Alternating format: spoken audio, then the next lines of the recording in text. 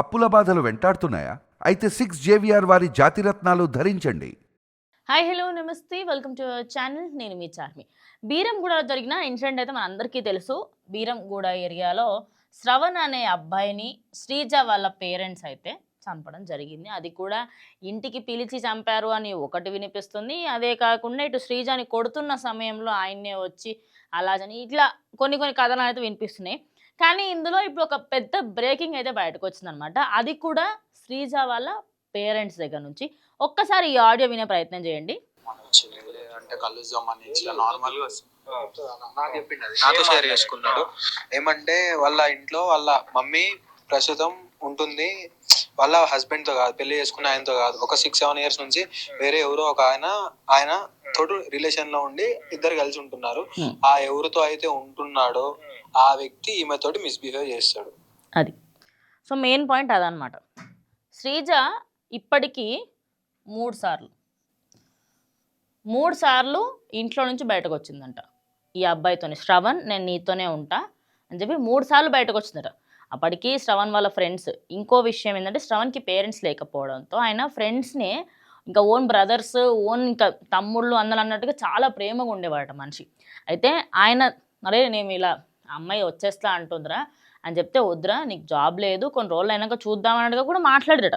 అప్పట్లో వీళ్ళు 3-4 సార్లు వచ్చినప్పుడు చాలాసార్లు ఆ అమ్మాయి చెప్పేదంట, అసలు నాకు ఆ ఇంట్లో ఉండాలని లేదు, నాకు అక్కడ ఉండబుద్ధి అవ్వట్లేదు, ఆ మనిషి నాతో హెరాస్మెంట్గా బిహేవ్ చేస్తాడు, అదేవిధంగా తప్పుడుగా మిస్బిహేవ్ చేస్తున్నాడు నాతో అని చెప్పేసి ఈ అబ్బాయికి కంప్లైంట్ ఇచ్చినప్పుడు, సరే కొద్ది రోజులు ఉండు, ఎందుకంటే నువ్వు బయటకు వస్తే ఇక్కడ నా పరిస్థితి కూడా బాగాలేదు అన్నట్టుగా అబ్బాయి పాపం మంచిగానే చెప్పిండు. ఇంకా అమ్మాయికి అక్కడ పరిస్థితి బాగాలేక చాలాసార్లు ప్రయత్నించింది, ఇంకా అక్కడ నుంచి ఎట్లయినా వెళ్ళిపోవాలి. ఇక వీళ్ళ అమ్మాయి వాళ్ళ అమ్మ వేరే ఆయనతోని గత 7 సంవత్సరాలుగా రిలేషన్లో ఉందంట. గత 7 సంవత్సరాలుగా ఆయన భర్తతోని కాకుండా ఇంకొక ఆయనతో రిలేషన్లో ఉంది అనే వాదన ఎక్కువగా వినిపిస్తుంది. ఇక ఇక్కడ వాళ్ళ మదర్ కొన్ని ఆడియోస్లలో ఎట్లా అంటే చాలా పద్ధతిగా మాట్లాడు, కొన్ని దాంట్లలో వాడు ఎవడైతే ఏంది, వాడు ఏ క్యాస్ట్ అయితే ఏంది అని అట్లా మాట్లాడుతుంది. ఇక్కడ ప్రాబ్లం అనేది క్యాస్టో వీళ్ళు ఇట్లానో కాదు. ఇక్కడ ప్రాబ్లం ఏంటి, అసలు శ్రవణ్ని ఎందుకు చంపారు, మీరు చంపే అర్హత మీకు అసలు ఎవరిచ్చారనే టాపిక్ నడుస్తుంటే ఆమె ఇంకేదో మాట్లాడుతుందన్నమాట. ఇక వాళ్ళ ఫ్రెండ్స్ చెప్తున్న విషయాలలో మనం ఇంకా లోతుకు వెళ్ళి చూస్తే, శ్రవణ్ ఒకసారి వీళ్ళ పేరెంట్స్ దగ్గరికి దింపడానికి వెళ్ళినట. ఇలా చాలాసార్లు ఇంట్లోంచి వచ్చేసింది కాబట్టి ఓసారి వాళ్ళ ఫ్రెండ్స్ అందరితో వెళ్తే వాళ్ళ మేనమామ, అమ్మాయి వాళ్ళ మేనమామ ఏం చేస్తున్నాడంట అంటే కత్తులు పట్టుకొని, చిన్న మనకి కత్తులు దొరుకుతాయి కదా, అలాంటి కత్తులు పట్టుకొని చంపేస్తారా మిమ్మల్ని వార్నింగ్లు ఇస్తున్నాడంట ఈ అబ్బాయిలకి. అయితే ఎవరైతే వెళ్ళారో వాళ్ళందరూ చెప్తున్నది ఏంటంటే, ఆ అమ్మాయికి ముందు నుంచే కూడా చాలా ప్రెజర్గా పెంచారు. ఆ అమ్మాయికి ఏ రోజు కూడా మనశ్శాంతి లేకుండా, ఇక ఆ అమ్మాయి ఎక్కడికి వెళ్ళినా అన్నీ తెలుసుకోవాలి, ఇవన్నీ చేస్తూ ఉంటే ఆ అమ్మాయి చూడలేక భరించలేక ఒకసారి నువ్వు రా అని చెప్పేసి గండిమేసమ్మ ఏరియాలో అంట, ఇది అంటే వాళ్ళ అమ్మగారు చెప్పిన ఆడియో ప్రకారంగా గండిమేసమ్మ దగ్గర ఇంటిమేట్ అయ్యారు అనేది అయితే తెలుస్తుంది. అయితే వీళ్ళు ఇంటిమేట్ అవ్వడానికి కూడా ఒక కారణం ఉండొచ్చు అని చెప్పేసి ఒక వాదన నడుస్తుంది. అదేంటంటే పేరెంట్స్ ఒప్పుకోకపోవడంతో వాళ్ళు ఏంటంటే ది బెస్ట్ చాయిస్, ప్రెగ్నెంట్ అవుతే సచ్చినట్టు ఒప్పుకుంటారు, బ్లాక్మెయిల్ చెయ్యొచ్చు అనే ఉద్దేశంతో వాళ్ళు ఇంటిమేట్ అయినట్టుగా తెలుస్తుంది. అది నిజమా కాదా అనేది పక్కబెట్టి చాలామందికి ఈ యొక్క మైండ్ సెట్ ఉంటుంది అనమాట. ప్రెగ్నెంట్ అయ్యారు అని చెప్తే ఖచ్చితంగా పిల్లలు పెళ్లి చేస్తారు, పేరెంట్స్ ఒప్పుకుంటారు అన్నట్టుగా అదొక అపోహలో బతుకుతారు. అయితే ఈ స్టోరీ మొత్తంలో ఎక్కడా కూడా అసలు వీళ్ళిద్దరితో నాకు తప్పు ఉందా రైట్ ఉందా అని చెప్పి ఎందుకంటే వాళ్ళు చిన్నప్పటి నుంచి వాళ్ళ లవ్లో వాళ్ళు ఉన్నారు, ఏ రోజు కూడా వాళ్ళ ఇంట్లో అంత పెద్ద ప్రాబ్లమ్స్ ఏం రాలేదు. ఇంకోటి ఏంటంటే ఈ అబ్బాయి వాళ్ళ ఇంట్లో ఓకే, ఓన్లీ శ్రీజ వాళ్ళ ఇంట్లోనే ప్రాబ్లం. అక్కడ వాళ్ళ అమ్మ ఒక రకంగా మాట్లాడుతుంది, అదేవిధంగా వాళ్ళ నాన్న ఇంకో రకంగా మాట్లాడుతున్నారు. అసలు ఇక్కడ ఎవరి మాట నమ్మాలి, ఎవరి మాట నమ్మకూడదు అనే సిచ్యువేషన్ అంతా క్రియేట్ అవుతుంది. అసలు ఎందుకు ఇంత రచ్చ, ఆ అబ్బాయిని చంపకపోయి ఉంటే అయిపోయేది కదా, మీరు మాట్లాడకుండా సెటిల్ అయ్యేది కదా అని ఇంకొంత అంటారు. ఇక ఫ్రెండ్స్లలో అదేవిధంగా అక్కడ ఉన్న వాళ్ళల్లో కూడా అందరూ ఏమంటున్నారంటే, ఈ అమ్మాయిది అదేవిధంగా అబ్బాయిది ఎలాంటి తప్పు లేదు, అక్కడ పేరెంట్స్ దగ్గరనే డిఫాల్ట్ ఉంది.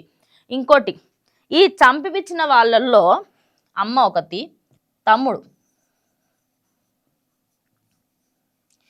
ఈ అమ్మాయే బీటెక్ చదువుతుందంటే 18 సంవత్సరాలు ఉంటాయి, లేదా 19, పోనీ 20 పట్టుకుందాం. తమ్ముడు ఆయన ఇంకా మైనర్ అయ్యి ఉంటాడు, అది కూడా అయ్యి ఉండొచ్చు, అయ్యే ఛాన్సెస్ ఉన్నాయి. ఇంకోటి వాళ్ళ తండ్రి. అసలు ఇప్పుడు ఇక్కడ పెద్ద డౌట్ ఏంటంటే ఏ తండ్రి, ఫస్ట్ ఫాదరా సెకండ్ ఫాదరా అనేది బిగ్గెస్ట్ డౌట్. మరి అసలు ఇంత జరుగుతున్నా కూడా వీళ్ళ ఫ్రెండ్స్ అందరూ ఇప్పుడే అండ్ ఏమంటున్నారంటే ఖచ్చితంగా దీని మీద మాకు జస్టిస్ కావాలని చెప్పి అడుగుతున్నారు. అసలు ఈ స్టోరీ మొత్తం వింటున్నా కొద్దీ అంటే గంటకు ఒక న్యూ అప్డేట్, ఒక కొత్త ఆడియో బయటకు రావడం, ఒక కొత్త వీడియో బయటకు రావడం జరుగుతుంటే అసలు ఎక్కడ ప్రాబ్లం స్టార్ట్ అయింది అనేది ఇప్పటికి ఒక క్లారిటీనే రావట్లేదు. ఎందుకంటే స్టార్ట్ అయింది బీరంగూడలో, అక్కడ శ్రవణ్ అనే వాళ్ళు 9వ తరగతి 10వ తరగతి ప్రేమించుకున్న తర్వాత బీటెక్లో వేరే కాలేజ్లో చేరుతున్నారు, చదువుకున్న తర్వాత వాళ్ళిద్దరు డిఫరెంట్ కాలేజెస్లో ఉన్నప్పటికీ కలుసుకున్నారు. ఇక్కడ వరకు బాగానే ఉంది. ఇంట్లో ఆ అమ్మాయి ప్రెగ్నెంట్ అని తెలిసిన వెంటనే ఆ అమ్మాయిని చితకబాదారు. ఇప్పుడు ఆ పిల్ల ఐసీయూలో ఉంది. మరి ఆ పిల్ల పరిస్థితి ఏంటి? మీ కన్న కూతురే కదా, మీరు ఆ అబ్బాయిని చంపారు సరే, ఇప్పుడు మీ కన్న కూతురు పరిస్థితి ఏంటి అంటే అమ్మకి ఎలాంటి బాధ లేదు. ఇంకొకటి ఉన్నాయన మరి నిజంగానే వాళ్ళ ఫ్రెండ్స్ చెప్పినట్టు ఆమె ఒరిజినల్ తండ్రి కాడో అవునో అనేది బిగ్గెస్ట్ క్వశ్చన్. ఇంత జరుగుతుంది, వాళ్ళ అమ్మేమో వాడు ఎవడైతే నాకేంది అన్నట్టుగా రుబాబుగా మాట్లాడుతుంది కొన్ని ఆడియోస్లలో. అసలు ఎవరి మాట నమ్మాలి?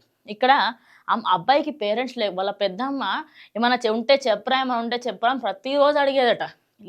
ఏం లేదనే చెప్పినాడు. కానీ ఇంత అవుతుంది, ఇంత దారుణానికి ఒడిగడతారని చెప్పేసి వాళ్ళు అస్సలు అనుకోలేట. ఇక దీనికి పరువు హత్య అంటున్నాం. కానీ అసలు ఇక్కడ పరువు గురించి మనం మాట్లాడే కంటే ముందు కూడా అక్కడ చిన్నపిల్లల భవిష్యత్ అండి. ఆ అబ్బాయికి మహా అంటే 20 ఏళ్ళు ఉంటాయేమో. బీటెక్ అంటే 21, 22 దానికన్నా మించి ఉండవు. కంప్లీట్ అయ్యేలోపు 22 వస్తాయి. మరి అలాంటిది ఒక 22 ఏళ్ళ మనిషిని అట్లా ఎట్లా చంపిర్రు అనేది ఇప్పుడు అందరికీ బిగ్గెస్ట్ క్వశ్చన్. మీ అమ్మాయికి సంబంధించి మీరు సంజాయించుకోనో లేకుంటే మీరు ఇంకేదో ఆప్షన్ చూస్ చేసుకుంటే అసలు ఇదేంటిది అని అందరూ అయితే అడుగుతున్నారు. మరి ఇది ఎక్కడి వరకు వెళ్తుంది? ఇప్పుడు వాళ్ళ ఫ్రెండ్స్ నుంచి అయితే ఇది తెలిసింది. రేపటి రోజు ఇంక వాళ్ళ మదర్ కానీ లేకపోతే వాళ్ళ ఫ్యామిలీ ఇంకెవరైనా ఏమైనా విషయాలు చెప్తారా ఏంటి అనేది స్టే ట్యూన్ టు మనం టీవీ. సో ఖచ్చితంగా మీకు complete details updates day by day ఇస్తూ ఉంటాం. మరి దీని మీద మీరు ఏమనుకుంటున్నారు? అంటే తల్లేమో ఇట్లా కూతురుని చేసిన దానికి ఆమె తప్పు బట్టి ఆమెను తిట్టడం, ఆమెను చంపడం వరకు అబ్బాయిని వెళ్ళిర్రు. మరి ఇంత జరుగుతుంది, అసలు ఇలాంటి సంఘటనలు జరగకుండా ఉండాలని మళ్ళీ కోరుకుందాం. కానీ ఈ సంఘటన మీద మీరేమనుకుంటున్నారు? ఖచ్చితంగా కామెంట్ చేయండి. ఎందుకంటే మీ అభిప్రాయం ఏంటి? వీళ్ళ పరిస్థితి, వీళ్ళ ఫ్యామిలీ గురించి కానివ్వండి, ఏదైనా సరే మనకి ఈ శ్రవణ్ సాయిని చంపేయడం అనేది అసలు ఈ టాపిక్ పైన, ఈ పరువు హత్యల కేసుల పైన మీ అభిప్రాయం ఏంటో ఖచ్చితంగా కామెంట్ చేయండి. ఇది వాటి వీడియో, ఇంకో వీడియోతో మళ్ళీ కలుస్తాం.